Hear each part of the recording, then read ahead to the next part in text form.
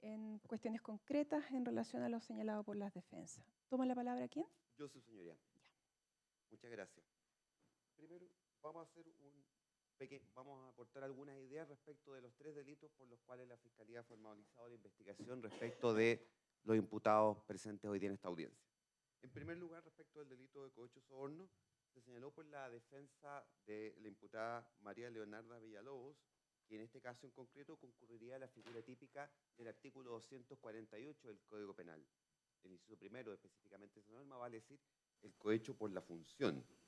La verdad, su señoría, es que nosotros descartamos esta hipótesis en tanto en cuanto creemos nosotros acreditar con los antecedentes que se pusieron en la audiencia, que en verdad, por parte de los funcionarios públicos, a la hora de realizar las actividades solicitadas por la imputada, vulneraron los derechos, o más bien los deberes específicos de sus cargos que están contemplados en las normativas que se encuentran citadas en la formalización de la investigación. Fundamentalmente, los deberes de reserva o secreto de la información tributaria que está contenido en las normas referidas anteriormente.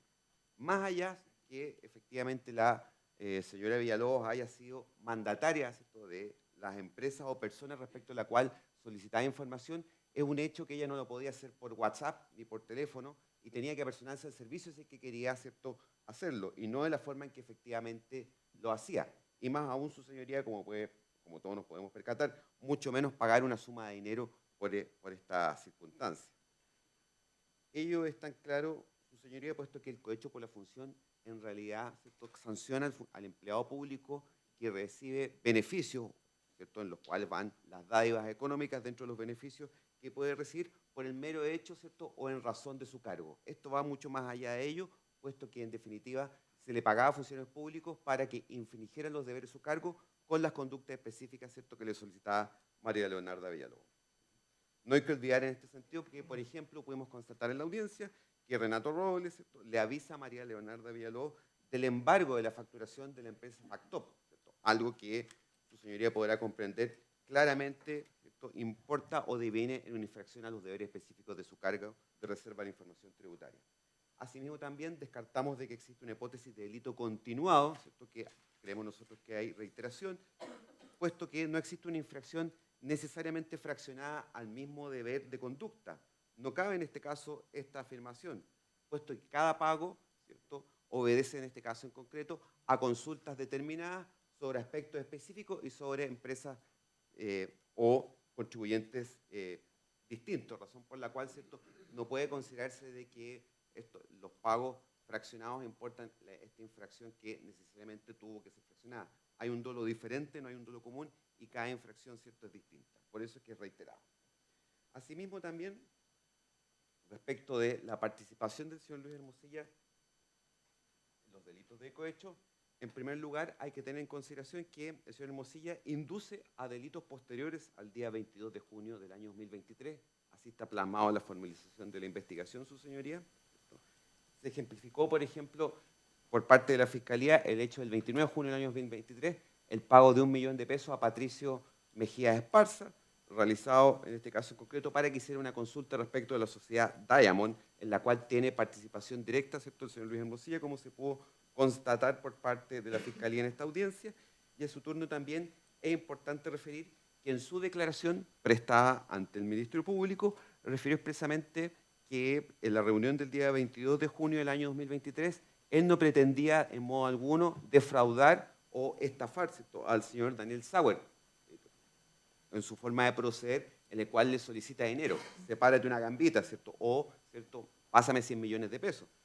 Si es que no pretendía estafar, su señoría, y más aún, como el mismo señor Hermosilla también dijo en su declaración, de que él se había hecho eco, o más bien había sido receptor de lo que la propia Leonarda Villalobos previamente le había solicitado, en orden a que requiriera sumas de dinero para pagarle funcionarios de impuestos internos, no queda otra alternativa que sostener que Hermosilla efectivamente es inductor de estos delitos que pasan con posterioridad al 22 de junio del año 2023, que por lo demás vimos que son 6 hechos, como se pudo constatar efectivamente, ¿cierto?, hay 6 delitos posteriores al 22 de junio, 6 pagos a Patricio Mejía Esparzo, y en los cuales, ¿cierto?, Hermosilla induce directamente al señor Sauer a participar en los mismos.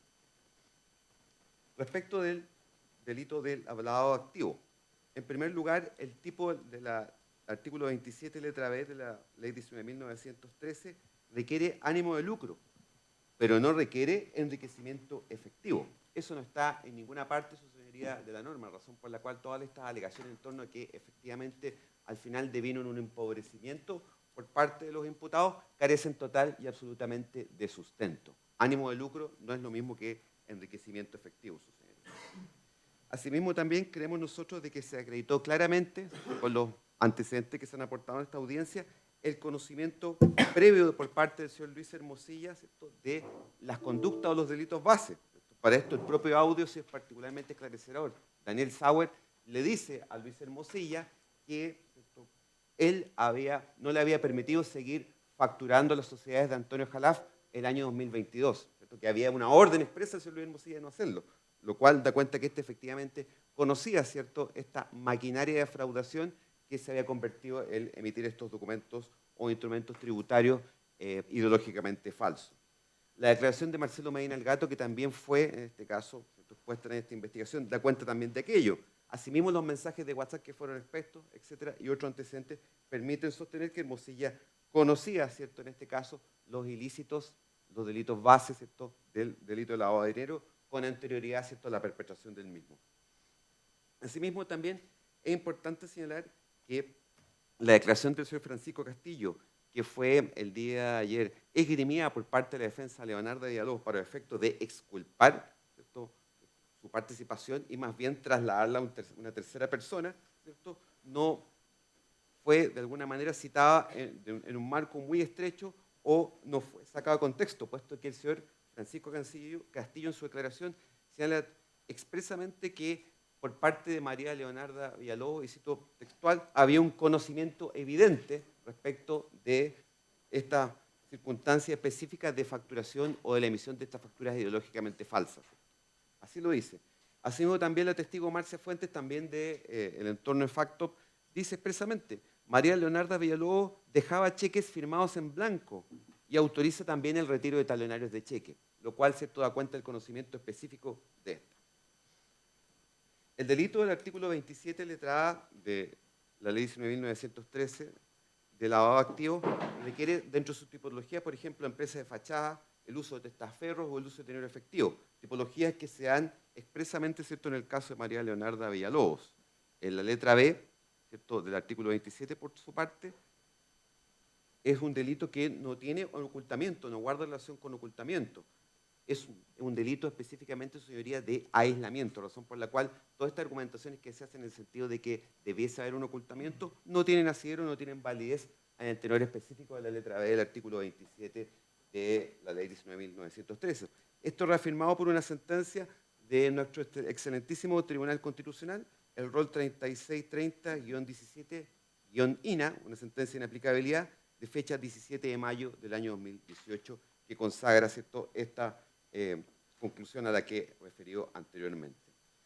Quiero mencionar también, su señoría, que si bien María Leonarda Villalobos es efectivamente querellante de la causa RIT 4866 del 2023, en ningún caso es víctima. En la formalización de la investigación no está incluida su caso específico, ¿cierto?, como uno de los delitos de estafa. No ha podido acreditar durante la investigación efectivamente los supuestos o más bien documentalmente, que efectivamente es víctima de la estafa, y más allá de que el tribunal haya declarado admisible su querella, lo cual, ¿cierto?, es un examen previo o bastante formal, no implica en modo alguno que la haya transformado en víctima del delito, su señoría.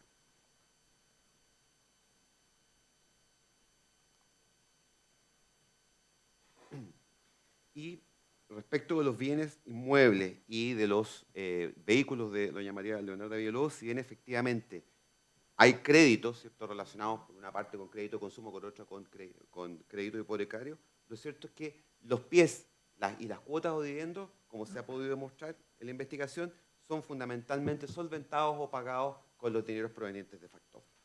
Por último, señorías, me voy a referir al delito tributario. Dos ideas tengo a este respecto. Primero, hay una equivocación, me parece, por parte de la defensa del señor Luis Hermosilla. La infracción tributaria que nosotros estamos invocando, por la cual se ha formalizado la investigación y presentó querella el Servicio de Impuestos Internos, no guarda relación con los ingresos o con los fondos que provenían de Factop a propósito de esta línea de crédito que tiene el señor Hermosilla. Nada más alejado de la realidad. El delito tributario, su señoría, está consagrado por la circunstancia que el señor Luis Hermosilla, en su cuenta corriente personal, recibió, o más bien se hicieron traspasos de dinero desde sus cuentas corrientes, o específicamente de las cuentas corrientes de las sociedades del señor Luis Hermosilla, a la sociedad profesional y asesoría Luis Hermosilla y compañía limitada, las cuales estaban relacionadas específicamente con su actual profesional. Son estos fondos, su señoría, que se traspasaron de las cuentas o que fueron recibidos en las cuentas de las sociedades del señor Hermosilla y que posteriormente, ¿cierto?, fueron abonados a su cuenta personal, las que son objeto de reproche del delito tributario y no los ingresos de factor. Por eso es que carece de asidero en este caso la argumentación de su defensa en orden a que, de alguna manera, estos fondos estarían siendo utilizados para fundar el lavado de dinero y, por otra parte, para fundar el delito tributario. Son dineros distintos, son fondos distintos. Y por último también, María Leonarda Villalobos y Luis Angulo Rantul le echan la culpa de todo al señor Jorge Pérez, ¿cierto? Lo que, cierto, su señoría, resulta bastante curioso e inentendible, tomando en consideración el rol, ¿cierto?, preponderante que tenía la señora María Leonarda Villalobos, ¿cierto?, en la dinámica de facto, como han declarado muchos testigos, entre los cuales están los que cité. Pero lo que me parece más particular es que hayan señalado o hayan citado la declaración del señor Jorge Pérez, sosteniendo, ¿cierto?, que éste les habría ofrecido incluir los documentos ideológicamente falsos en sus declaraciones de impuestos para rebajar el tributo que debían pagar, ¿cierto?, por concepto de impuesto a la renta. Lo cual da cuenta que efectivamente fue una decisión personal de la señora Angulo y de la señora Villalobos en orden a incluir, ¿cierto?, en sus contabilidades y asimismo también en sus declaraciones de impuestos estos documentos ideológicamente falsos, con lo cual acreditan su participación en los delitos tributarios. Es todo, señoría. Muchas gracias. Consejo de Defensa. Gracias, su señoría.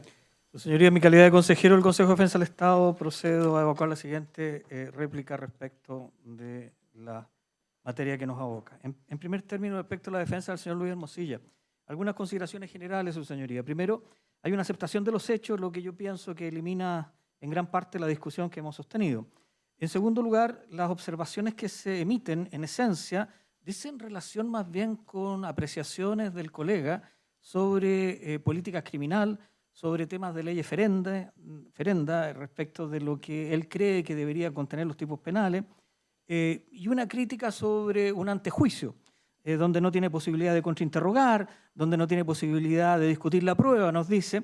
Bueno, eso justamente implica desconocer la esencia misma de esta audiencia. En esta audiencia no estamos para contrainterrogar, en esta audiencia no estamos haciendo un antejuicio que tenga algunas características más allá de la formalización y la discusión que hemos sostenido. Implica, además, dejar de reconocer el estándar probatorio que se exige para aplicar una medida cautelar personal, que ya lo hemos señalado y que parece bastante evidente que no es el estándar probatorio de un juicio. Por lo tanto, lo que la defensa extraña es justamente en lo que consiste esta audiencia y por lo tanto llama poderosamente la atención que lo extrañe al utilizar términos como lo que yo he señalado de no poder contrainterrogar.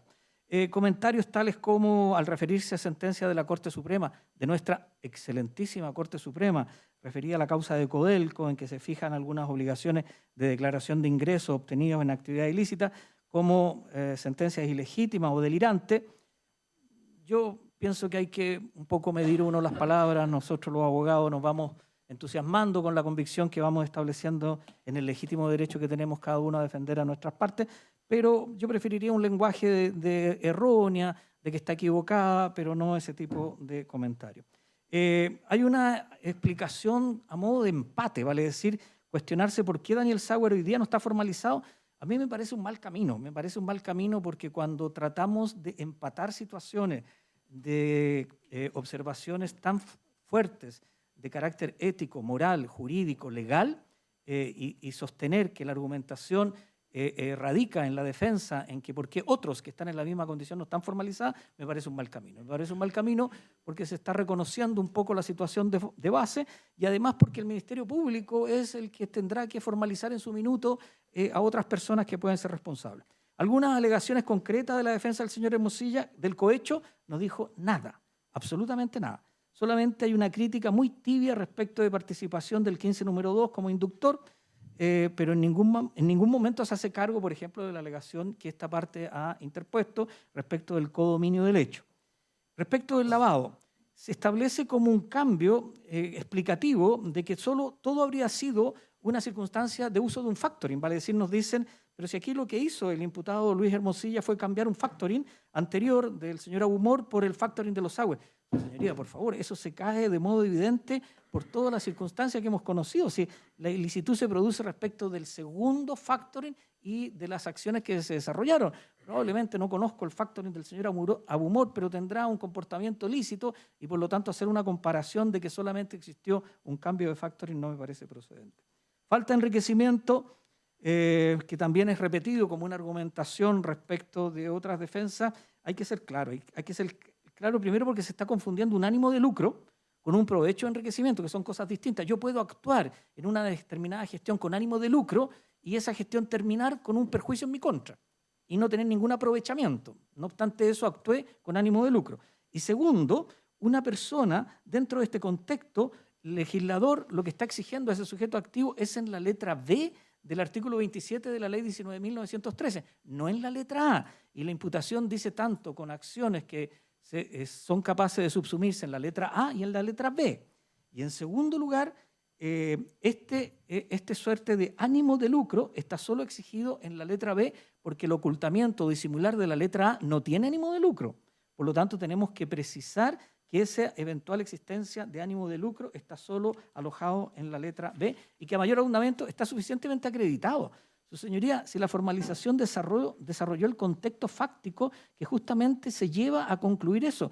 Yo no voy a volver en la réplica a repetir mis alegaciones, pero solamente recordar lo que declaró la propia señora Leonarda Villalobos. El 2019 me pidieron cheques, entendí que debía aportar al crecimiento y solvencia de una gestión empresarial y además me retribuiría con aumento de mi propia ganancia como inversionista. Eso lo declara ella. ¿Cómo a partir de eso no va a poder establecerse que existe un ánimo de lucro? Si a mí me parece evidente. Sentencias de lavado de activos, hay múltiples sentencias de lavado de activos que justamente precisan lo que yo estoy diciendo como dos modalidades de comisión distintas, una alojada en la letra A, una alojada en la letra B, que solo la B exige el ánimo de lucro y además incorpora un elemento importante respecto de la letra A.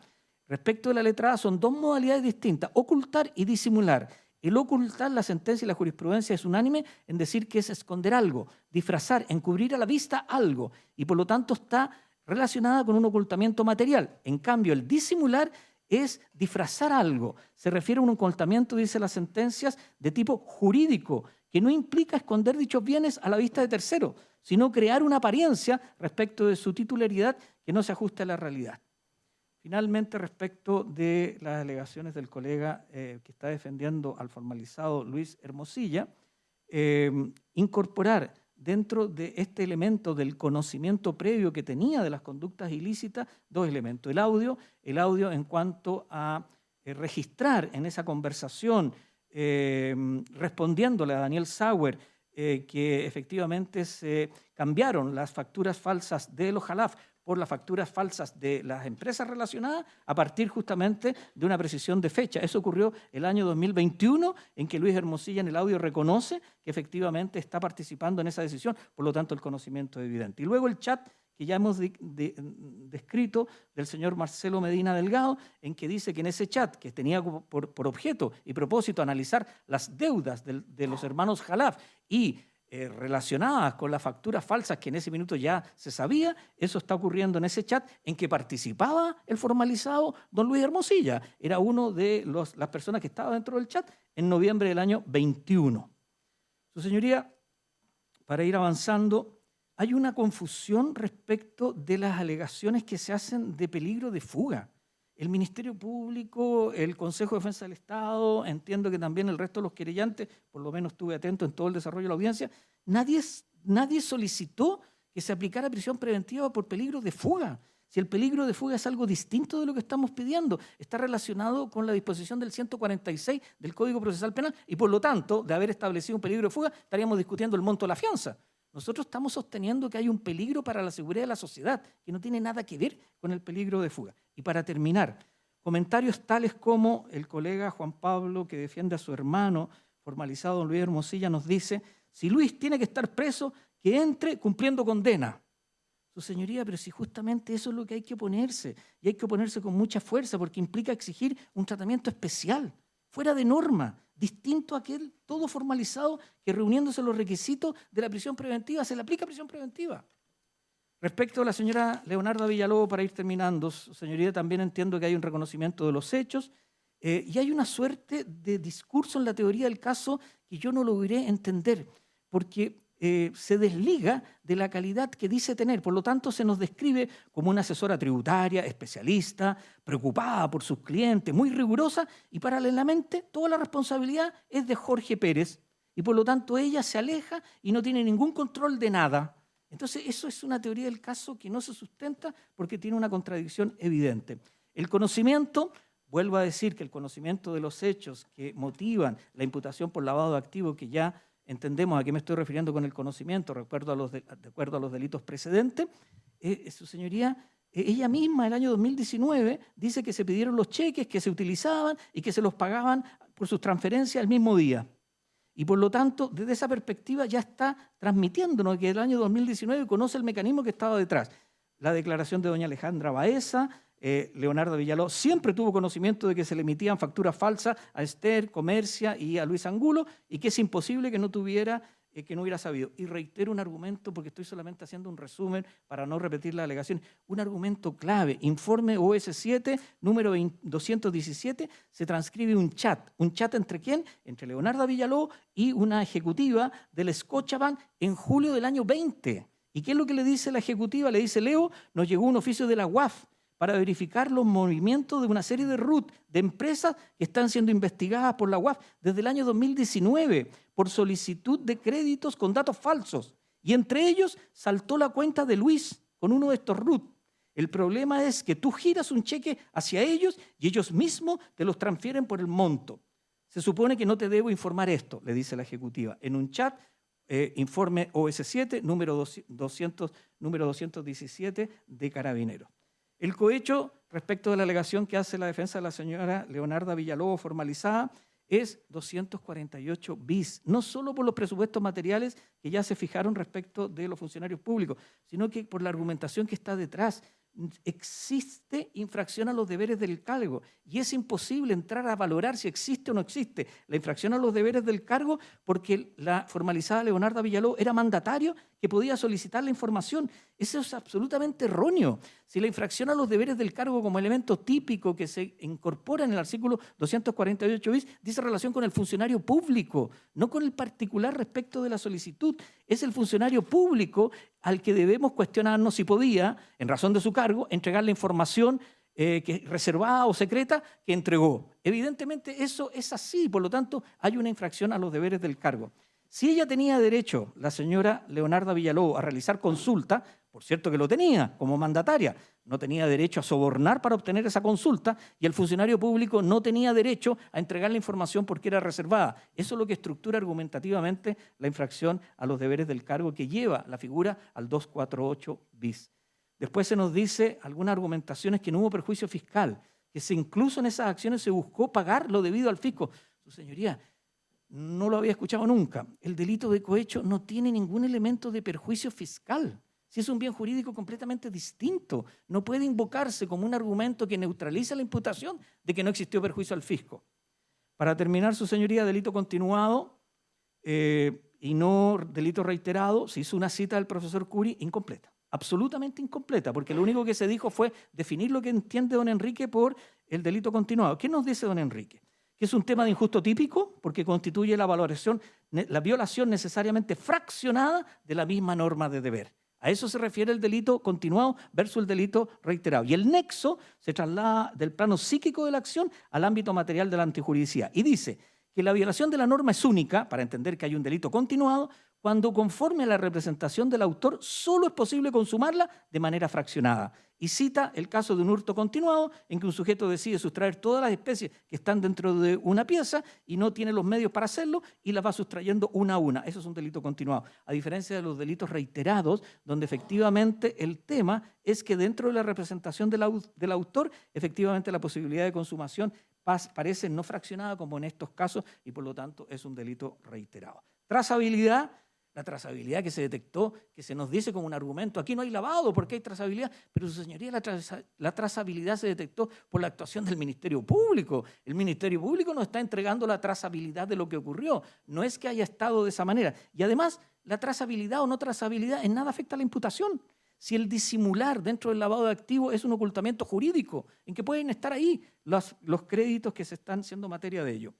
Finalmente, la defensa de don Luis Angulo, y con esto termino, es solamente un argumento que me llamó la atención porque es interesante lo que nos dice la propia defensa de don señor Luis Angulo. Nos dice que es un profesor que no podía conocer la especificidad de la Ley General de Banco. Y cuando yo lo escuché, claro, como a veces hay cosas tan evidentes que por evidente no se señalan y al no señalarlas se olvidan en el debate, tiene toda la razón. Pero tiene toda la razón respecto de qué. De que hemos olvidado que la imputación por lavado de activos no se produce solo, como las defensas de la señora Villalobos y del señor Hermosilla dicen, con un tipo penal respecto de los cuales emanaron los objetos ilícitos, como podría ser la infracción a la ley de mercado de valores por la factura falsa. La imputación por lavado de activos dice por delitos precedentes respecto de 3 delitos. Vale decir, estafa, mercado de la ley de valores y además está efectivamente el delito de la Ley General del Banco. Entonces llama la atención y además llama la atención justamente que esta imputación como un profesor que perdería como la conciencia de ilicitud respecto de este delito tan específico, el tema es, ¿y eso aplica respecto de abogados expertos en materias tributarias con gran desarrollo jurídico? Aparentemente la comparación debería llevar a la situación contraria. Modificatorias, yo creo, pero puedo estar equivocado, que no es un tema para las cautelares personales, pero si alguien dice, sí, es un tema en que usted tiene que valorar las modificatorias, yo entiendo que las modificatorias se refieren tanto a atenuante como a agravante. O sea, nadie podría decir que solo tenemos que valorar atenuante. Y dentro de ese contexto, a mi juicio, no existe 11.9 por todas las razones que se han señalado, y respecto del agravante existe claramente el 260 ter y el 111 del Código Tributario. Gracias, su señoría. Servicio de Impuesto Interno. Aquí va a quedar más cómodo.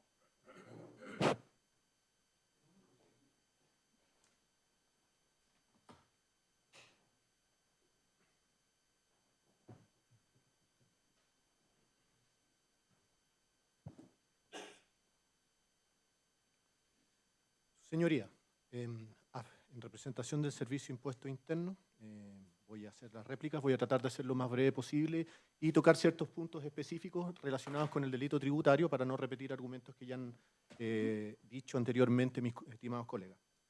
Primero, a fin de mantener un orden de ideas, quiero efectuar algunas precisiones necesarias a objeto de poder despejar algunas dudas de los argumentos efectuados el día de ayer por las defensas, a los que delitos tributarios se refiere, como bien dije. Uno, respecto de la defensa del señor Hermosilla.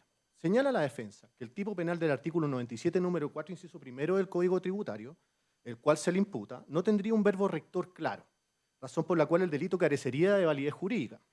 Pues bien, permítame decirle que en este respecto se equivoca. Tanto la doctrina como la jurisprudencia en nuestro país han dejado ya suficientemente asentado que el tipo penal del verbo rector es claramente la declaración maliciosa de impuestos. Así señala el tipo penal. Las declaraciones maliciosamente incompletas o falsas que puedan inducir a la liquidación de un impuesto inferior al que corresponda. Esto es una manifestación del empleo de procedimientos dolosos empleados para rebajar un impuesto, que es la conducta finalmente sancionada en este tipo penal y que se le imputa al señor Hermosilla. En este caso en particular, se trataría de la declaración maliciosa del impuesto a la renta del señor Hermosilla, que aún más se efectuó de manera reiterada durante los años 2020 a 2024, ambos inclusive. Esto es lo que se le imputa al señor Hermosilla, y que es una conducta que se persigue activamente por este servicio de todos aquellos contribuyentes que cometen este tipo de delitos.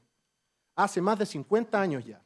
Cuestión que ya se encuentra bastante asentada y que se acepta sin mayor discusión por nuestros tribunales. Así, de los antecedentes que el Ministerio Público puso a disposición de este servicio, esto es el detalle de sus cuentas corrientes, la figura que se pudo determinar es bastante simple. Esto es, primero, que reiteradamente el señor Hermosilla no declaró sus ingresos provenientes de sus dos sociedades, subdeclarando de esta forma su impuesto al global complementario de su actividad profesional. imputación a la cual se vería afectado cualquier contribuyente en la misma situación que el señor Hermosilla, sin hacerse una excepción independiente del tipo de contribuyente y que, sin embargo, por la experiencia legal que el señor Hermosilla mantenía, resulta aún más reprochable, siendo abogado y que por lo demás contaba con asesoría contable, como lo sabemos al día de hoy. Así, de esta manera, los ingresos que no declaró para este servicio vienen de su actividad profesional, como también de cheques que no tienen justificación alguna, sin que este servicio haya mencionado en algún momento que se trate de lavado de activos, tal como ya lo mencionó previamente la Fiscalía. De esta manera, se logró determinar que el señor Hermosilla generó un perjuicio por alrededor de 800 millones de pesos y, a diferencia de lo que trata de esbozar la defensa, no se consideraron las transferencias realizadas desde FACTOP, cosa que en definitiva al momento de efectuarse la auditoría que funda este caso no se consideró al momento de la presentación de la querella, ya que, como se señaló, solo se consideraron sus ingresos por las utilidades de sus dos sociedades profesionales y de cheques sin justificar, figura que en sí no es muy compleja de entender. Respecto a las defensas ahora de lo esbozado por la defensa de la querella Villalobos. Hay un error por parte de la defensa al confundir el cobro administrativo de los impuestos con la posibilidad de interponer la acción penal de este servicio en su contra. Conforme a lo anterior, se deben distinguir los caminos que toma este servicio para el caso de la detección de un delito tributario, versus el cobro de los impuestos emanados de las irregularidades tributarias detectadas. Así, la querella se ampara en el artículo 161, número 10 y en la circular 58 de este servicio, y el cual es el procedimiento estándar cuando estamos en presencia de este tipo de delitos. Procedimiento que en este caso se cumple y que corre por cuerda absolutamente separada al cobro de los impuestos adeudados en sede administrativa y que la imputada Villalobos deberá resolver en algún momento. Además, cabe precisar que las imputaciones efectuadas son dos. Una por la declaración maliciosa de sus impuestos personales y la otra respecto a su participación como administradora de hecho en la empresa Comercia de su cónyuge, a la cual la defensa no se refirió. Por otra parte, debo hacerme cargo de que no es cierto que la imputada no fue citada ante este servicio, ya que por el contrario efectivamente fue citada el día 18 de abril del 2024 para que diera cuenta de su acto. Y aún más, posteriormente, también fue citada en sede policial, y sin que en ninguna de estas dos fechas haya acreditado debidamente el origen de sus fondos al ser consultada, lo cual permitió en el informe de recopilación de antecedentes, citado por la propia defensa del imputado, arribar a la conclusión de que aquella efectivamente había declarado maliciosamente sus impuestos cometiendo el delito que se le imputa el día de hoy. Así las cosas, no debe confundirse el cobro administrativo de un tributo con los delitos cometidos por los imputados, los cuales van separados y tramitados por este servicio por cuerdas separadas, y lo cual no obsta que se pueda perseguir penalmente la responsabilidad de los imputados, ya que son instancias completamente distintas. Ahora, respecto a la defensa del señor Angulo. Quiero decir respecto al señor Angulo que una de las cosas señaladas por la defensa es que no basta con ser el representante legal de una sociedad para, en virtud del artículo 99 y siguientes del Código Tributario, se le puede efectuar un reproche penal por el ilícito cometido. Pues bien, siempre, y lo más fácil en general, y es algo que este servicio puede ver comúnmente, es que se le atribuyen los hechos propios, esto es el propio dolo del autor, a los contadores que efectúan las declaraciones de impuestos, intentándose por esta vía, ya sea morigerar la responsabilidad o en su efecto eximirla por dicha circunstancia. De esta manera, el dolo del autor se desprende de distintas circunstancias en esta causa. La primera es que la defensa dice que el contador fue quien se aprovechó de las claves que tenía de los imputados para cometer el ilícito, a lo que habría que hacerse la pregunta, ¿quién es el responsable de la utilización de las claves personales de este servicio? ¿El contribuyente o el contador? En este sentido, creemos que el servicio ha sido bastante claro y majadero en señalar que hasta la saciedad de que el único responsable de las claves tributarias siempre es el contribuyente y no su contador. La segunda guarda relación de que fue el propio contribuyente quien traspasó su sociedad al señor Pablo Rocha a efectos de poder traspasar la responsabilidad al nuevo representante de Comercia, intentando ocultar de esta manera el ilícito cometido. La tercera circunstancia es que, tal como también se señaló por el defensor, el imputado declaró tanto en sede administrativa como en sede policial, siendo estas declaraciones las que se tuvieron a la vista a efectos de imputarle el delito que nos convoca, ya que es el propio imputado al que declara refiriendo a administrar su empresa en conjunto con su cónyuge, concurriendo por tanto la señora Villalobos en el segundo ilícito que se le imputa como administradora de la empresa Comercia de su cónyuge, y lo cual además se conteste con la propia declaración del contador de la empresa, a la vez de las declaraciones de los otros testigos en este caso. Finalmente, trata de hacer ver el defensor de que el perjuicio del ilícito cometido es muy menor y que asciende a 3,5 millones aproximadamente. Pero quiero detenerme específicamente en este punto, porque me parece grave. No es tanto el perjuicio, sino la forma en que se cometió el ilícito, ya que los imputados, haciendo el juego de las facturas falsas, de ingresos falsos versus egresos falsos, y ocupando cuentas puentes o en negro con su contabilidad completamente adulterada, simularon pérdidas tributarias de aproximadamente 700 millones de pesos, que podrían perfectamente haber sido utilizadas en años posteriores a la fecha en que se declararon, y que fue finalmente la acción de este servicio quien detectó dicha declaración mendaz, descubriendo finalmente el velo del delito y determinando sin dichos antecedentes, sino que con las operaciones comerciales que realmente se habían desarrollado, el monto del perjuicio ya referido por la defensa.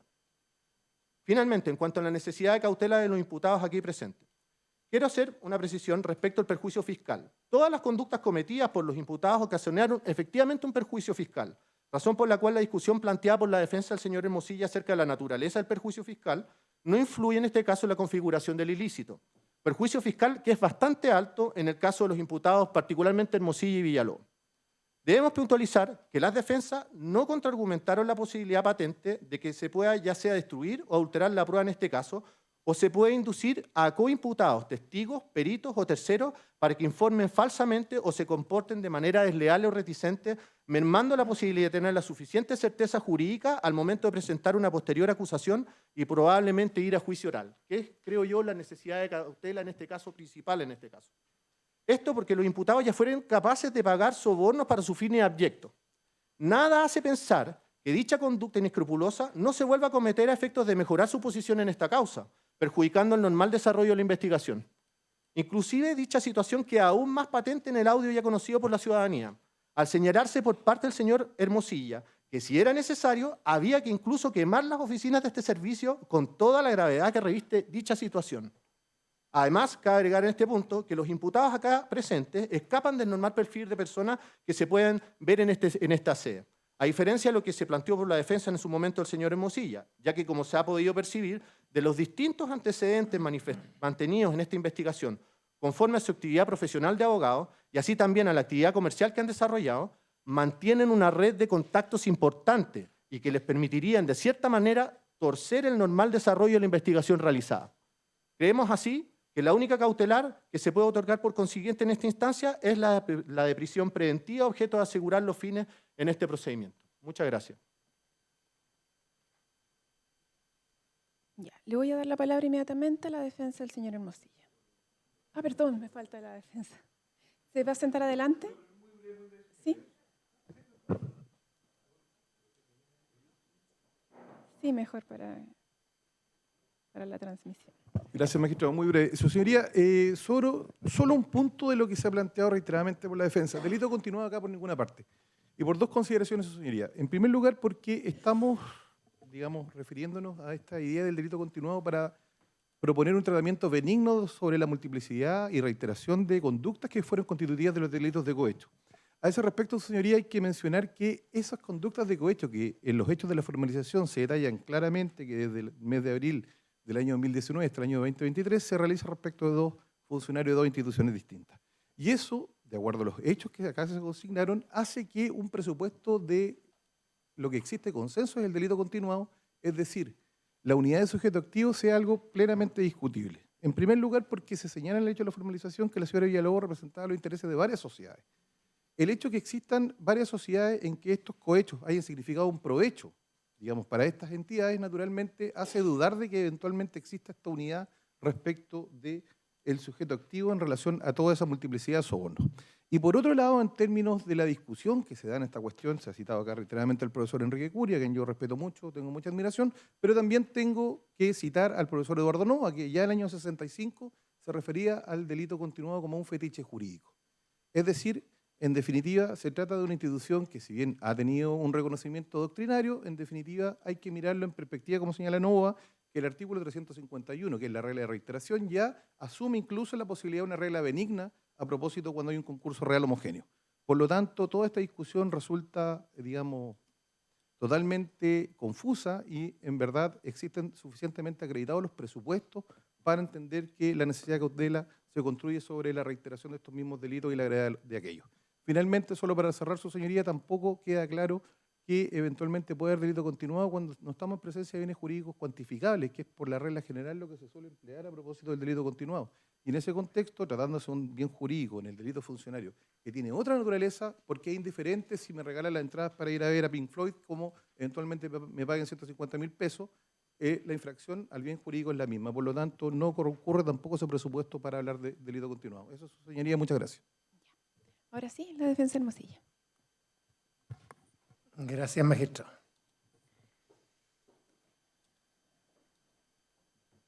Voy a partir por el tema del cohecho, siguiendo un poco el orden de cómo fui escuchando los argumentos de mis colegas.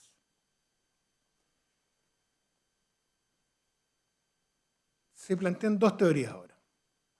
La teoría de la inducción en relación con la participación y la letra B del artículo 140 y la teoría de que aquí habría coautoría por codominio del hecho, según entendí.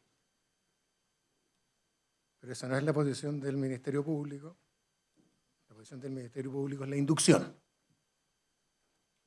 Vuelvo a hacer la pregunta. Y efectivamente, como señala el colega Martorell, yo, para efectos argumentativos, he tratado, podríamos discutir algunos hechos, pero para efectos de esta audiencia, he tratado de darlos por establecidos en la misma línea, más o menos como la establece la formalización del Ministerio Público, cosa de poder justamente tener una discusión jurídica más limpia. ¿Esto es blanco o negro? ¿O había una voluntad delictiva previa? ¿O no la había? Y el disvalor justamente del inductor, el núcleo de su reproche, está en hacer nacer en él la voluntad. En los dos casos que se mencionan en el sustrato fáctico de toda la formalización, estas son situaciones preexistentes, no solo la grabación, son circunstancias preexistentes, por lo que me acuerdo, me puedo equivocar, pero creo que a lo menos febrero de 2023. Son circunstancias preexistentes a la intervención de Luis Hermosilla en esos eventos. De nuevo, para poder sostener la hipótesis de inducción, se requiere hacer una analogía malamparte. Yo no sé, me llama mucho la atención lo que dijo Daniel Martorell. Daniel Martorell es profesor de Derecho Penal, es consejero del Consejo Nacional del Estado y por lo tanto funcionario público. Pero además viene trabajando en el Consejo Nacional del Estado desde la época de la dictadura.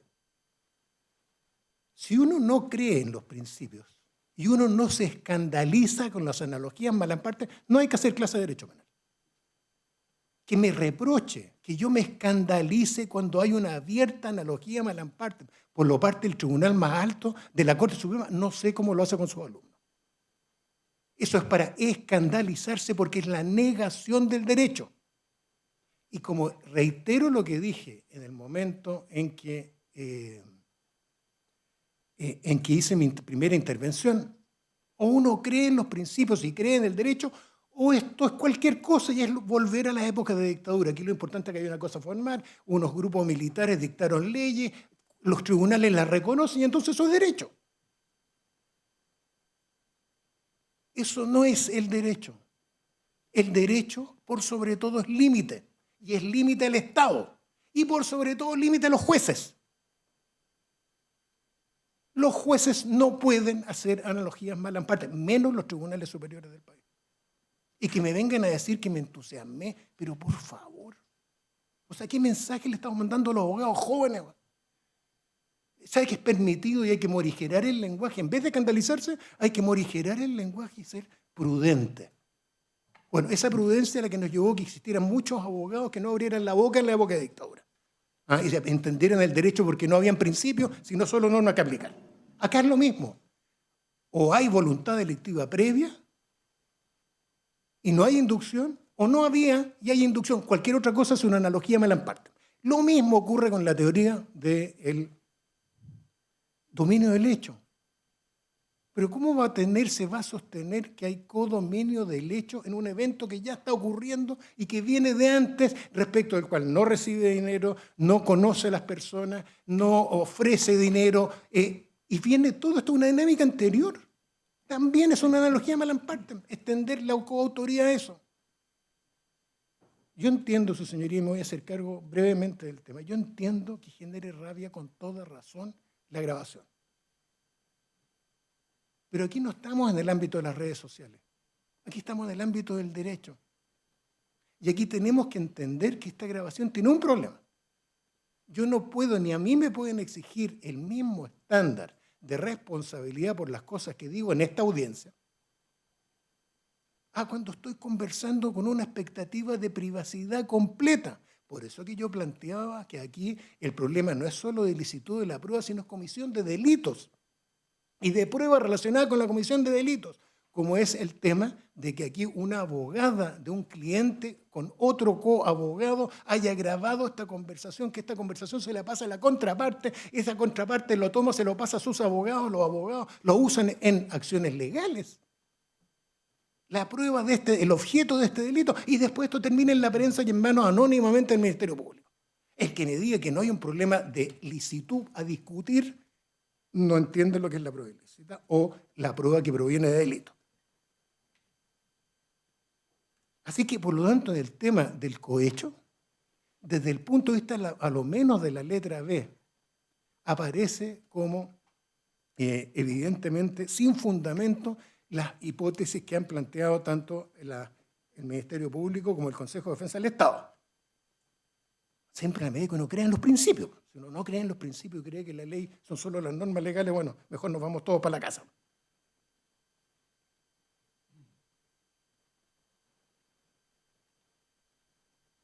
Es claro, su señoría, que hay cosas que se han dicho en ese en ese audio lamentable, se han dicho cosas que no son ciertas. Por ejemplo, cuando se habla del cohecho a la CMF, de la Comisión de Mercado Financiero.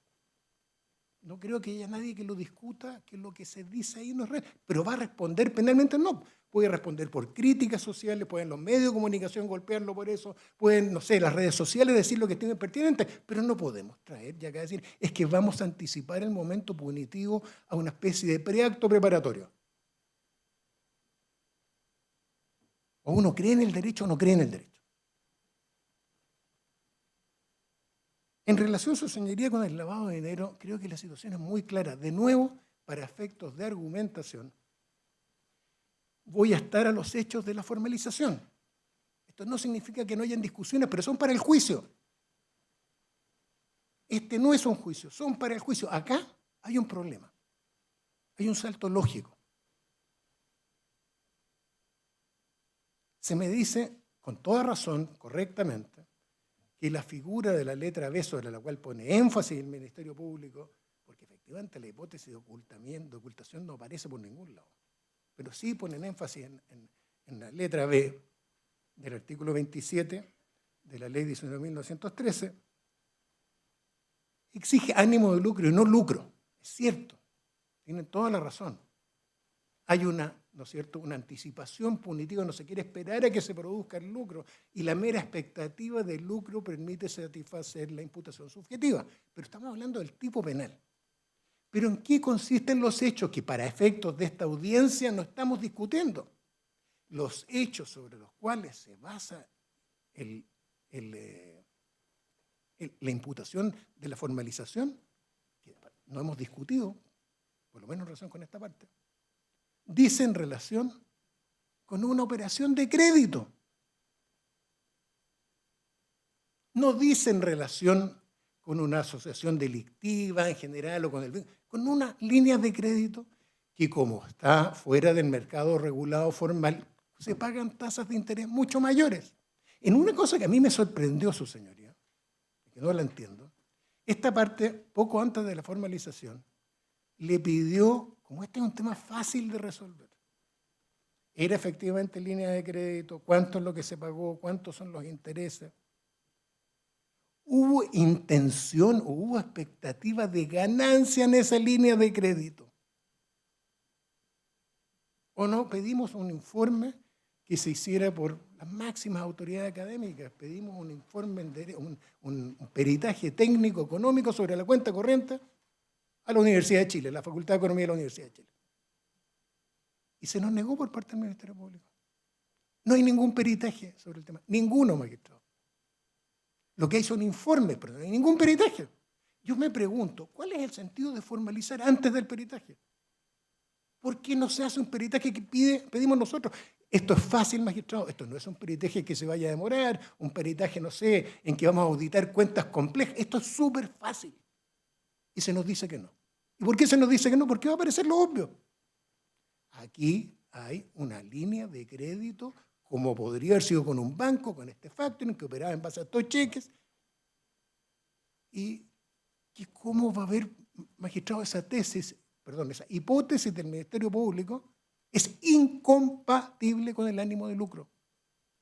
Porque está pagando intereses. Por último, nos dijera, mire, que sabe que lo beneficiaron. Entonces el ánimo de lucro iba porque no pagaba intereses. Viera el monto de los intereses. Y además, como ha dicho, el peritaje aclararía, este peritaje que el Ministerio Público no nos quiso dar, este peritaje aclararía que no es efectivo que se haya condonado una parte de la deuda. Eso es muy fácil de determinar.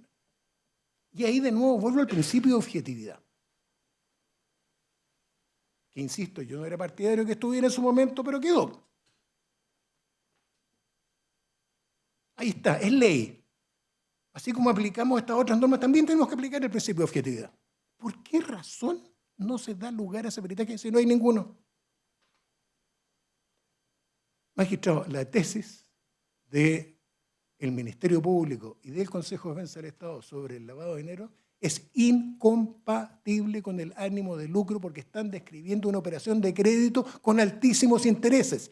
Sostener que hay justificación de la tipicidad significaría que Luis Hermosilla toma esta línea de crédito que tenía antes con otro factoring, va reemplazando a los bancos efectivamente y va transformando la línea de crédito esta línea de crédito con Factop en su principal fuente de financiamiento operacional, por así decirlo. Sostener que eso va con ánimo de lucro, magistrado, no se compadece con lo que es la operación que se está describiendo. Y por lo tanto, no concurre el artículo 140, letra B. De nuevo, magistrado, para poder sostener la hipótesis que concurren los presupuestos materiales en materia de, en este caso, de letra A, se requeriría, del artículo 27, letra B, se requiere hacer una analogía Malamparte. El mayor pecado que le enseñamos a nuestros alumnos en la universidad que tiene que cometer el Estado. Esto no es delito, pero voy a hacer como que fuera delito. El caso Codelco. La pena es muy baja de este señor y voy a inventar un delito. Voy a decir que comete delito el delincuente que no declara sus utilidades. El abogado que no se horroriza frente a ese fallo y todos los posteriores por cómo destruye el Estado y pulveriza el principio central de las imputaciones democráticas en materia penal, debiera renunciar a la profesión. Justamente el que no nos escandalicemos con los errores de la justicia es lo que permitió la dictadura en Chile.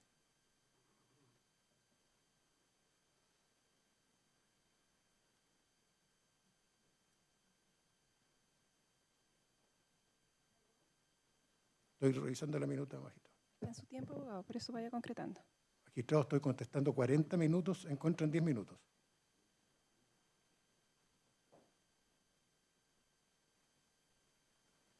En relación al tema tributario.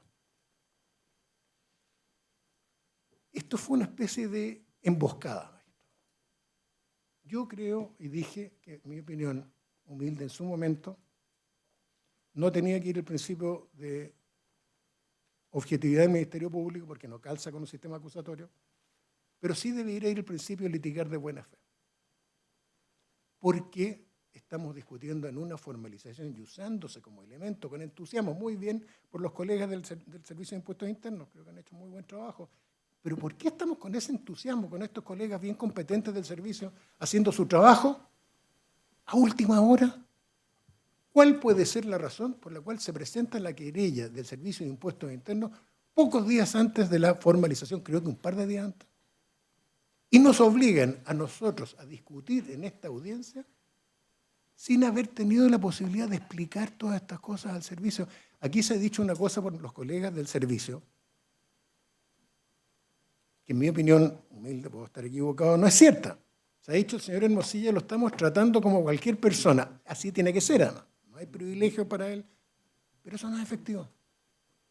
Al ciudadano común y corriente, no lo sabré yo, que sí me dedico a hacer defensa tributaria, de delitos tributarios, lo citan. Luis no ha sido citado. ¿Por qué razón pueden haber presentado la querella sin haberlo citado? Sin haber escuchado esto. Porque aquí venía una emboscada. ¿Cuál es la emboscada? Vamos a sorprender a las defensas. A última hora, sin aviso previo, sin tiempo que pericien, sin tiempo de que preparen sus defensas, vamos a agregar otro delito. Se entendió el punto, abogado. Continuemos. Continúe. Magistrado, no me gusta que me interrumpa, magistrado. Lo siento, abogado, pero le di 10 minutos y ya lleva 15. Por favor, Yo continúe. estoy contestando 40 minutos. Señor, se dieron las instrucciones el día anterior y usted tiene que ajustarse a aquella. Continúe. ¿Algo más? Ya, pero yo hago presente que no me gusta que el tribunal me interrumpa, magistrado. Usted tiene derecho a hacer eso, lo voy a Yo- cumplir, pero yo tengo abogado. derecho a decir lo que estime pertinente. Lo siento, pero yo dirijo la audiencia. Muy Cumpla bien. lo ordenado. En relación con la necesidad de cautela, magistrado.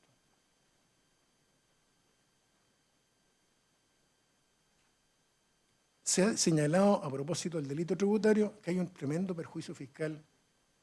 ¿Cómo voy a saber si es cierto? Esto aparece recién, pocos días antes de la formalización. Ni siquiera yo he tenido el tiempo de revisar a fondo la situación tributaria de él, porque hemos estado preocupados de las otras imputaciones. Y no hay ningún peritaje que sepamos sobre el tema. Hay los informes fiscales que, como ya se ha señalado, son informes del servicio. Si todos los informes fiscales del servicio fueran correctos y adecuados, no habría necesidad de juicio y a uno lo condenarían administrativamente. No hay. Y por lo tanto, a mí me parece ilegítimo, magistrado, para los fines de esta audiencia y afectando la desigualdad de armas, o sea, la igualdad de armas, afectándolo en forma severa, el hecho que nosotros nos hayamos enfrentado a última hora frente a sin aviso previo, sin que se nos haya preguntado sobre el tema, sin que se nos hayan requerido antecedentes. Esta parte está, su señoría, tratando de colaborar en la investigación. Sabían ellos que estábamos colaborando, hemos prestado declaración ante cualquier autoridad, lo habríamos hecho también ante el Ministerio, ante el Servicio de Impuestos Internos, y frente a eso nos encontramos con que no nos citan. Aparece solo la querella y ahora se nos habla en esta audiencia que son perjuicios tremendos, y eso se usa como elemento para efectos de la necesidad de cautela. Pero ¿cómo se hace cierto? Si esa investigación está partiendo, ¿cuál era la necesidad de formalizar además por delito tributario si la querella estaba recién presentada? Si uno está litigando de buena fe. Entonces, magistrado, por todas estas razones, yo creo que no proceden los requisitos del artículo 140, sobre todo a la luz del artículo 139, y creo que los antecedentes que se han escuchado en esta réplica más bien confirman estas hipótesis por parte de esta defensa, solicitando sea rechazada la prisión preventiva solicitada. Nada más. La defensa de Villalobos. Gracias, magistrado. Por cuestión de tiempo y orden, voy a tocar los siguientes puntos, señoría, en este orden.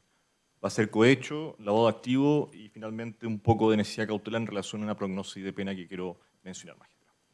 Respecto al cohecho, después de escuchar a la contraparte, la defensa reafirma, creo yo, la postura de que esto es un 248, inciso primero. Yo creo que los argumentos de réplica fueron insuficientes para derribar lo que la defensa indicó en un principio en relación al 248, inciso primero. Y es más, ahora voy a reforzar aún más esta idea de que 248, inciso primero. El Ministerio Público comentó y dio otro elemento, que fue de que esta persona además trabajaba fuera de horario, ¿no? Eso es lo que entendí. Pero que mantenía, ¿no es cierto?, esta misma infracción, que es confidencialidad y datos, protección de datos personales, me imagino, respecto a la información que deben tener las instituciones públicas. Esa es la infracción que identifica el Ministerio Público y eso es lo que está en los límites fácticos de la formalización. Esa es la discusión. Nosotros, a través de prueba de descargo, parece que hemos derribado justamente esa infracción que identifica la contraparte para indicar de que hay supuestamente infracción del cargo. Y es por eso que la defensa, creo que en este caso sale victoriosa en mantener que acá no hay infracción del cargo. Y no voy a replicar los argumentos de ayer, pero efectivamente es tal cual. Lo que se hace más que nada es pagarle a una persona por ser funcionario público, pero que en ningún caso, al contrario, creo yo, no infringe sus deberes del cargo. Al contrario, señoría. Respecto al tema de fuera horario, que tengo entendido que eso es lo que dijo el Ministerio Público, y yo quiero echar mano a lo que indica la Ley de Bases Generales del Estado. Si uno lee el artículo 56, le responde, por decirlo así, directamente al fiscal. con respecto a las actividades que libremente pueden ejercer los funcionarios públicos. Dice el artículo 56. Todos los funcionarios tendrán derecho a ejercer libremente cualquier profesión o industria, conciliable con la posición del Estado, mientras ésta no perturbe fielmente y oportunamente el cumplimiento. Estas actividades, señoría, dice, deben desarrollarse fuera de jornada de trabajo, por ejemplo.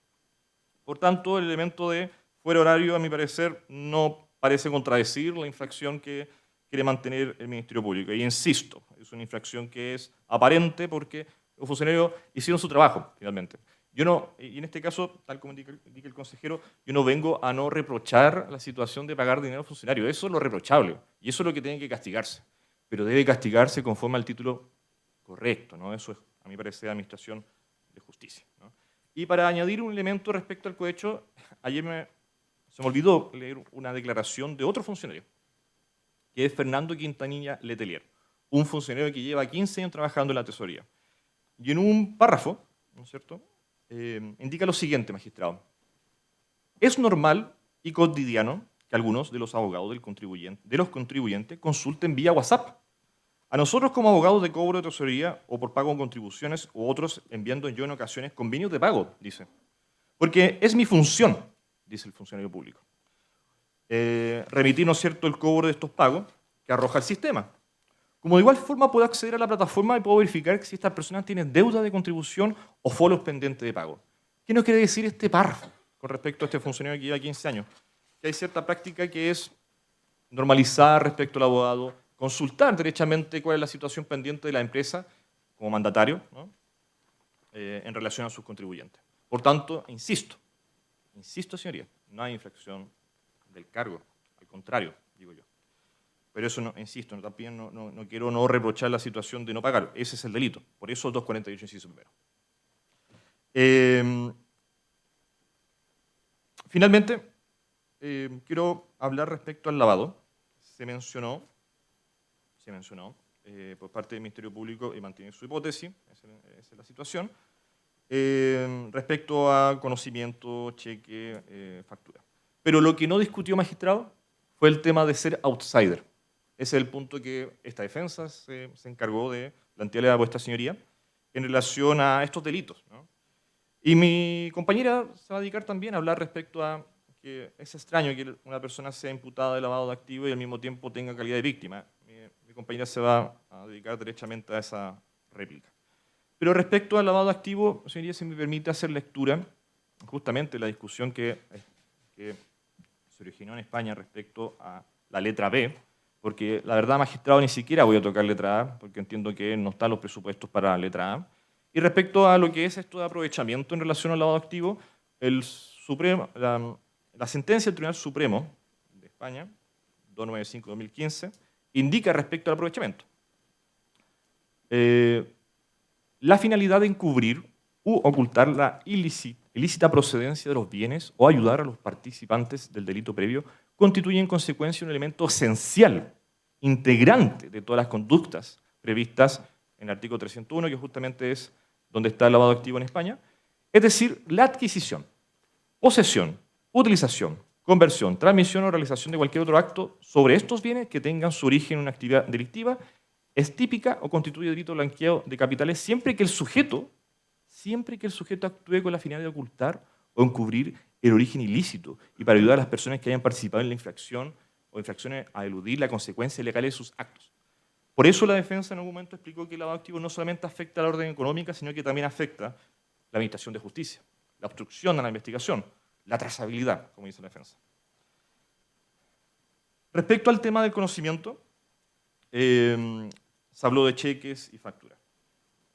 Respecto a los cheques, señoría, yo creo que quedó meridianamente claro que el problema del cheque o la situación del cheque comenzó cuando doña Leonardo Villalobos comenzó a ser inversora. De hecho, simultáneamente en las cuentas se verifica este problema de los cheques o situación de los cheques al momento de convertirse en inversionista, no antes.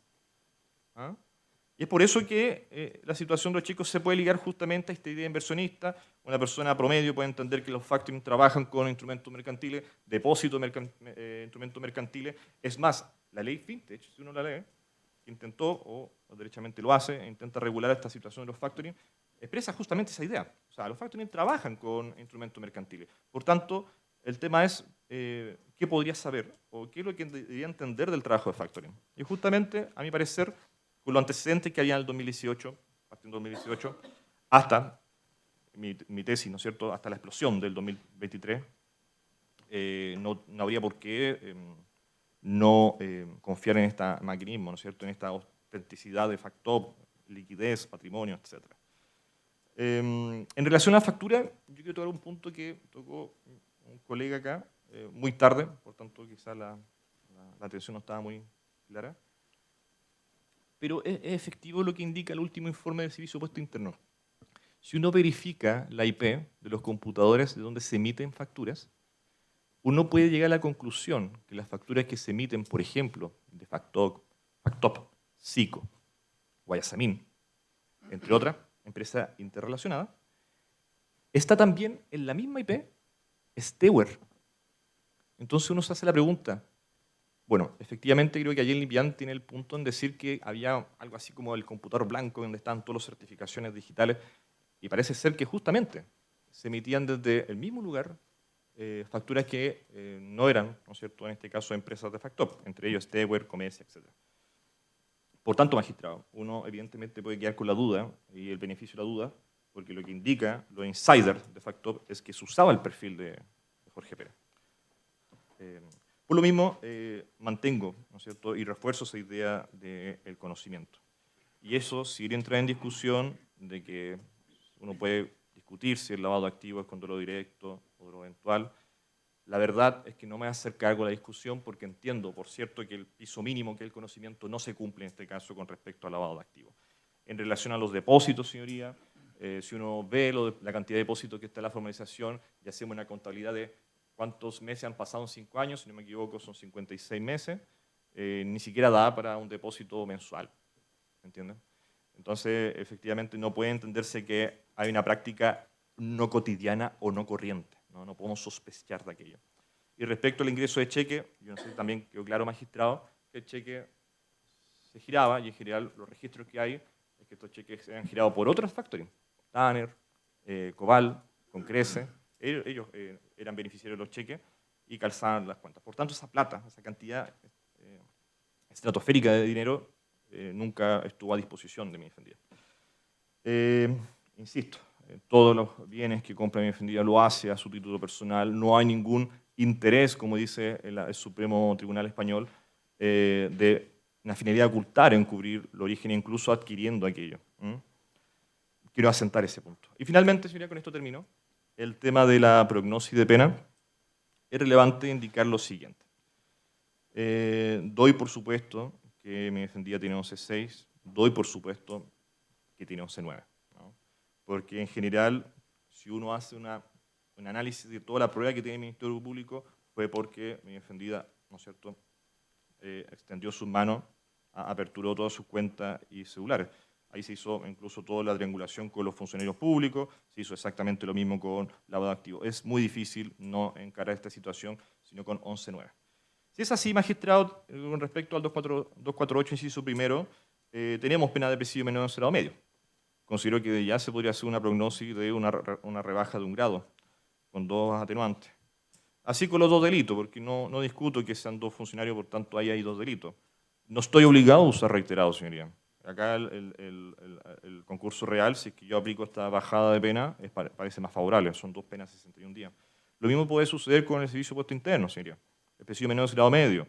Uno puede aplicar estas 2 atenuantes e irse hacia abajo.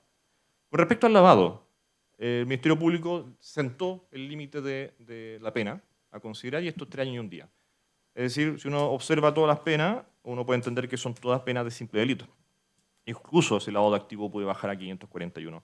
Y así, magistrado, como lo hacemos nosotros, lo hacía cotidianamente cuando era defensor público, la prognosis de pena te puede indicar de que puede cumplir en libertad. Por tanto, la prisión preventiva puede volverse desproporcionada. Eso respecto a aquello. Y también, y con esto termino, es interesante que uno pueda observar, por ejemplo, la ley de delito económico, y esto lo doy solamente a observación, si uno ve la atenuante muy calificada del artículo 14 de la ley de delito económico, puede uno incluir, ¿no es cierto?, ciertas consideraciones o actividades que realizó mi defendida que pueden caer como una atenuante muy calificada para el Pero delito eso económico. requiere alegación por parte del Ministerio Público. Ah, Así que, ya. ¿algo más? Nada, magistrado. Muchas gracias por su tiempo. Magistrado. Otro, discúlpeme. Que faltaba un aspecto de la argumentación. Lo que le di ayer, lo de la libro de compraventa. El libro de compraventa de... Que la Leo le pidió, o sea, la Leonarda le pidió a Francisco Castillo. Ah, Acá ya. tengo el... Pero el antecedente concreto, por favor, hágalo referencia específica.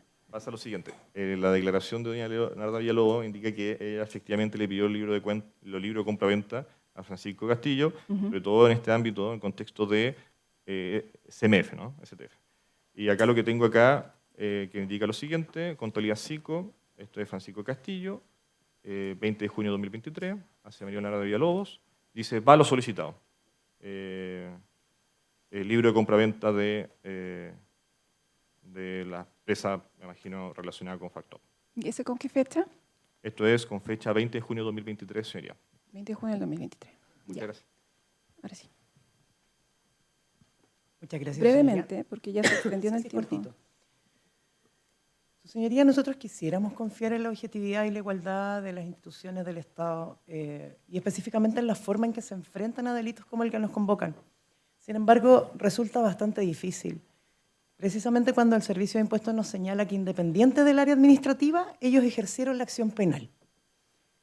Sí, su señoría, son procedimientos independientes y pueden servir, eso puede servir en muchas figuras penales, pero en este caso particular, lo que se le imputa a mi representada y al señor Ángulo es subdeclarar, y por una mínima lógica para establecer si efectivamente la declaración presentada arroja un impuesto menor al debido, es necesario redeterminar el impuesto adeudado.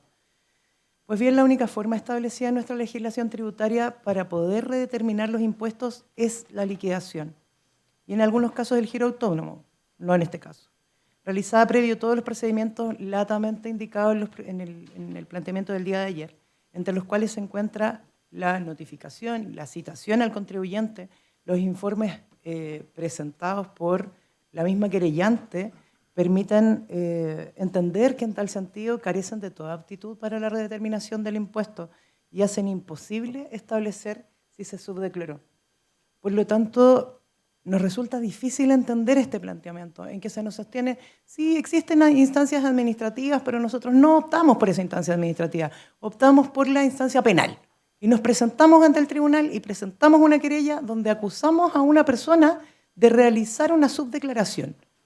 Sin embargo, el procedimiento está establecido por algo, está establecido precisamente basándose en un principio de buena fe respecto al contribuyente. Porque de no ser así, estaríamos llenos de querellas presentadas por el Servicio de Impuestos Internos si es que efectivamente ese fuera el lineamiento, pero ni siquiera es el lineamiento del servicio. El servicio efectivamente cita a los contribuyentes para que puedan establecer cuál es el origen de sus fondos. Por otra parte, el Ministerio Público señala que le estamos echando la culpa a Jorge Pérez, insistiendo en cegarse a ver los hechos materiales que subyacen a la teoría de los hechos que ellos ya se plantearon como ciertas. Son las propias declaraciones de los intervinientes las que nosotros hemos analizado y hemos podido concatenar para poder descubrir la real importancia de esta persona. Terminamos de cerrar el círculo el segundo día de esta formalización, porque precisamente fue el momento en que se nos liberó la última parte de la carpeta investigativa, cerca de las 9 de la noche. Trabajo que se imaginará su señoría, nos tuvo hasta altas horas de la madrugada leyendo la carpeta. Y en esa carpeta nos encontramos esta última declaración de Francisco Castillo, que señala que efectivamente Jorge Pérez siempre supo de la facturación falsa. Y él mismo le señala que deje de hacer facturaciones falsas con su clienta, María Leonarda Villalobos. No le dice que paren los dos, no le da una recomendación a ambos, le dice a él que deje de hacerle facturaciones falsas. Cuando nosotros tomamos conocimiento de eso, nos damos cuenta que efectivamente él está en todos los sitios.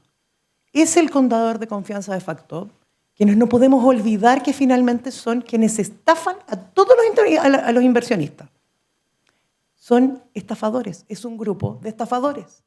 Por lo tanto, lo que nosotros le pedimos al Ministerio Público es investigue cuál es el vínculo que tenían con su contador contador que pasó a ser el contador de María Leonarda, de Luis Angulo, de las empresas y de todos los inversionistas. Y resulta que es el que manejaba todas las claves y el que efectivamente, a través de la IP, como señalaba mi colega, podemos establecer que emitía facturaciones ideológicamente falsas desde su propio computador. Entonces después el Ministerio Público nos dice fervorosamente que el contribuyente efectivamente es el responsable por sus claves. Sí, es verdad. Pero hay distintos tipos de responsabilidad y la responsabilidad penal en este país es eminentemente personal. No es posible traspasar el elemento subjetivo del tipo del real autor de la emisión de facturas falsas y de las declaraciones al contribuyente, por mucho que el contribuyente tenga una responsabilidad sobre sus claves. Aquí estábamos hablando de delitos, su señoría, y de delitos concertados con estafadores. Por lo tanto, no es excesivo el solicitar al Ministerio Público que en base al principio de objetividad vea el rol real de este sujeto y que se ponga en una hipótesis alternativa, porque no es posible que se plantee una hipótesis y siga adelante acomodando todas las declaraciones y acomodando todos los hechos de la hipótesis que previamente se planteó. Tiene que generar hipótesis alternativas. Ya se entendió el punto. ¿Algo más? Sí, su señoría. Se intenta plantear que María Leonarda Villalobos no tendría la calidad de víctima, pese a que así aparece calificada en el mismo sistema del tribunal y del Ministerio Público.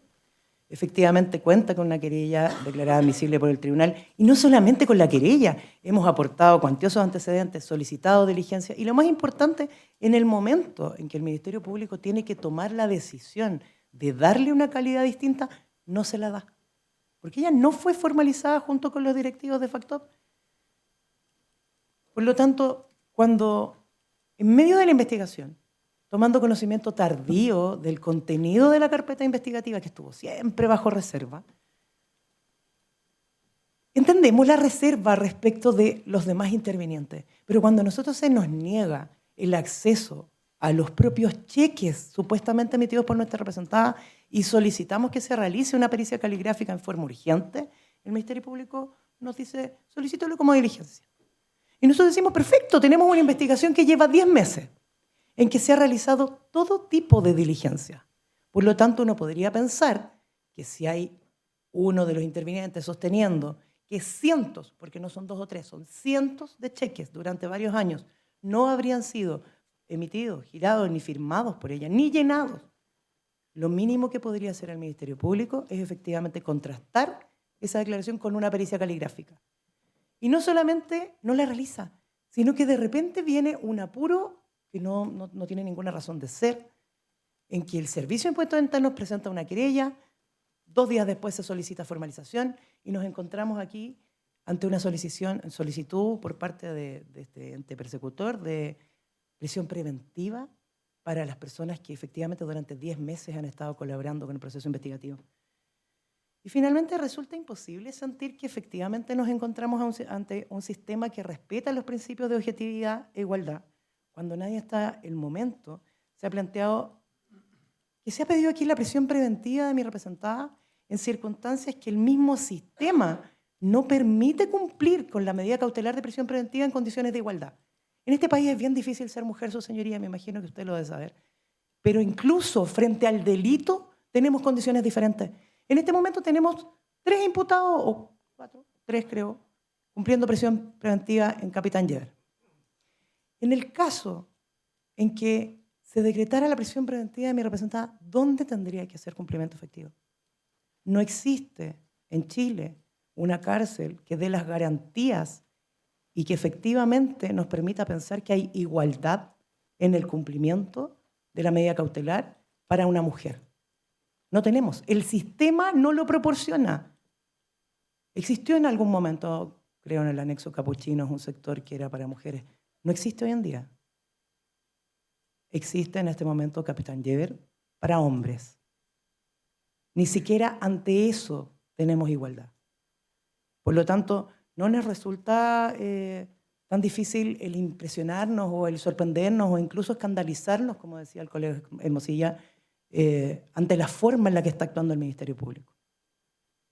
O sea, hay una negación constante a la idea y a la posibilidad de que mi representada puede haber sido una víctima. No existe ninguna justificación de parte del Ministerio Público que habló muchísimo de los audios. ¿Cuál es la razón para grabar? Si no es que efectivamente ella se sintió víctima de una tremenda estafa a ella, a su familia, a sus clientes y a todo su círculo de conocidos. Y en vez de ponerla como teoría alternativa y plantearse como una víctima que debe ser protegida y que por lo tanto se debe investigar todo lo que podría decir relación con el delito que se cometió respecto de ella, derechamente se ponen en la idea de que ella está detrás de todos los actos y detrás de todas las conductas que latamente han expuesto. Es en virtud de esto, su señoría, que creemos que efectivamente no se ha podido en esta réplica que ha hecho el Ministerio Público, el Consejo de Defensa, el Servicio de Impuestos Internos y los demás querellantes, que no se ha podido plantear ningún tipo de antecedente distinto. Vaya concluyendo. Sí, su señoría, creemos que la prisión preventiva, sobre todo en el caso de mi representada, es inmensamente innecesaria. Defensa de ángulo. Gracias, magistrado. Esta parte primero tiene que aclarar algunas cosas que cuando se habla de la imputación a la ley de mercado de valores que se hizo en el caso Factop, no se hizo, magistrado, por las facturas. Se hizo por información falsa al mercado, porque don Luis Flores estaba en las dos puntas y porque incluso se hicieron operaciones estando en suspensión. Esas fueron las imputaciones que se hicieron respecto de las infracciones a la ley de mercado de valores, que mi representado tampoco no podía ni tenía la forma de saber que existía, que podrían existir algún tema de algún dinero o los dineros que se depositaban en su cuenta tenían ese origen. Claramente origen que ha quedado mostrado que no tenía conocimiento, e incluso, magistrado, debo hacer presente que el gran ausente de las exposiciones del Ministerio Público fue Luis Angulo. Habló mucho de don Luis Hermosilla, habló mucho de doña María Leonarda, pero de don Luis Angulo no habló casi nada. Solamente dice, y también don Luis Angulo. Es decir, tampoco mencionó la forma y no dio antecedentes suficientes respecto de su supuesta participación. Respecto de Jorge Pérez, su señoría, aquí quedó claro que es el artífice y él tenía conocimiento de lo que hacía. Y traigo a colación, magistrado, y haciendo memoria, la primera declaración que hace Jorge Pérez en la PDI, en donde Jorge Pérez se jacta de que cuando llegó, él se dio el trabajo de conocer todas las áreas de Factop. Es decir, él conoció todo el entramado de Factop cuando llegó el año 2017 por ahí. Claramente él hizo un paneo y conocía todos los elementos, y lo cual nos llega a la conclusión que él principalmente utilizó ese tema de las facturas principalmente siendo parte de esta enclave.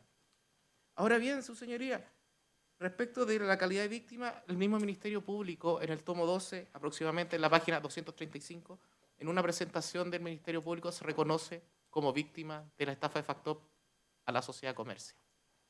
Se reconoce, e incluso, magistrado, el propio Ministerio, el Servicio de Impuestos Internos recién, acaba de señalar que la declaración de Luis Angulo sirvió para la interposición de la querella. Sirvió de base de imputación, perdón, magistrado. Es decir, si eso no es colaboración sustancial, magistrado, no sé en qué país estamos.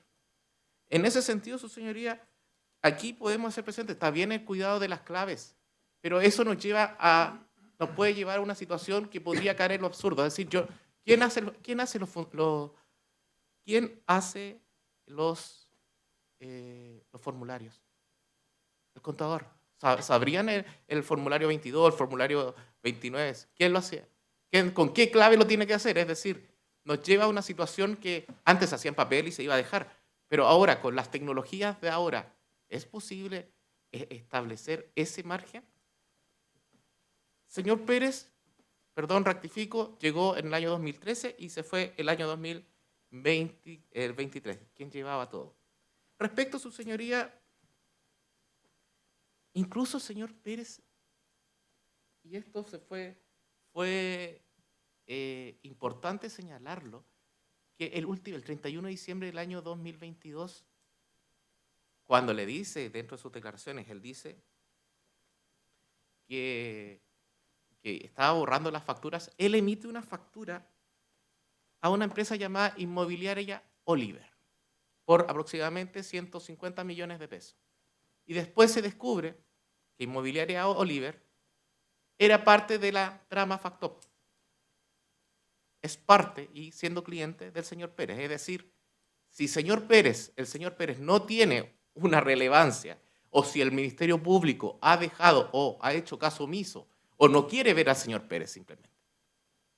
Los antecedentes obran por sí mismos.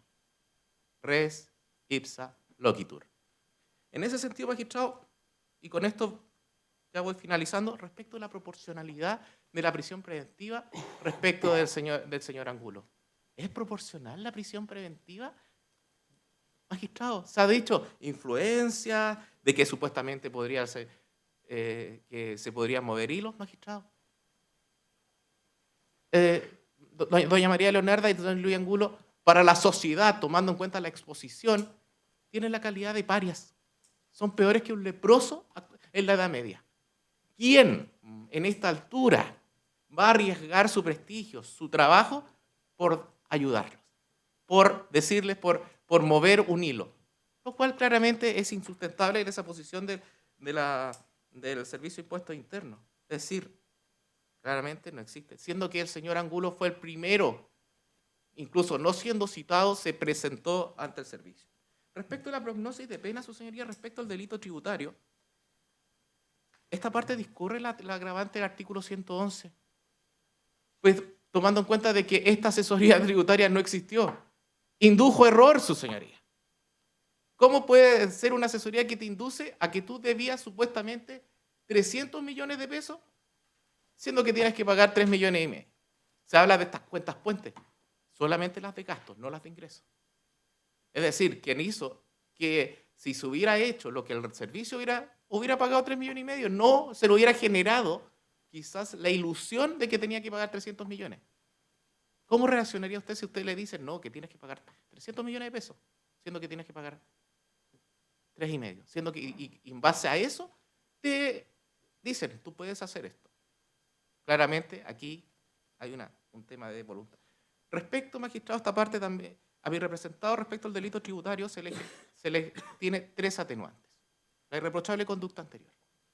La del artículo 111, inciso primero, su señoría, al pagar principalmente el monto de los 3 millones y medio que se consignaron ayer, incluso el día de ayer mi representado con mucho esfuerzo consignó la suma de 350.000 pesos también en la cuenta corriente del tribunal, lo que da cuenta que se va incluso incrementando al perjuicio fiscal, puesto que no se ha dicho principalmente la naturaleza, la función de las sanciones ni los intereses. Los intereses están consignados, magistrados, puesto que el monto total es 3.200.000 y el resto es respecto del artículo 106, recuerdo, del Código Tributario.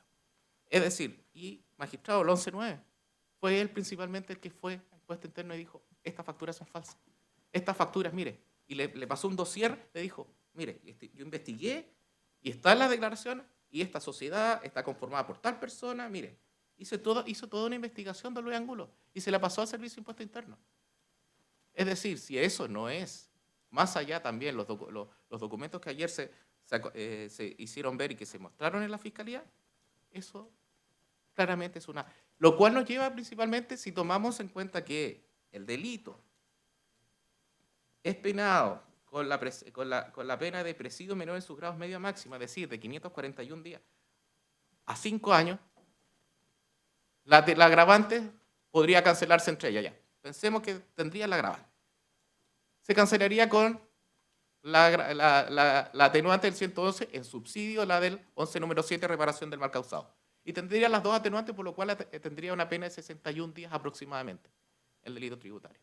Respecto de la prognosis de pena del lavado de activos, el Ministerio Público fue claro y lo dijo, que podría tener, usándose el delito base de la estafa, podría tener una pena de 3 años y 1 día. Es decir, magistrado, en cualquier caso que mi representado pudiera ser condenado, cualquier pena que hubiera sido condenado puede ser estar en libertad. porque es un hombre que no tiene antecedentes anteriores, un hombre que tiene arraigo social, un hombre que, por lo cual la prisión preventiva en este sentido sería totalmente desproporcionada para don Luis Angulo, en ese sentido buscándose quizás otros fines, principalmente respecto, pudiendo ser incluso una pena anticipada, e incluso como una alternativa de presión respecto de la situación de su cónyuge. Por lo cual, su señoría, solicitamos que se acceda a la solicitud de esta parte respecto de las medidas cautelares del artículo 155 que dijo mi colega el día de ayer. Bueno, habiendo concluido las alegaciones, vamos a hacer un receso y vamos a continuar dictando la resolución a las 12:30.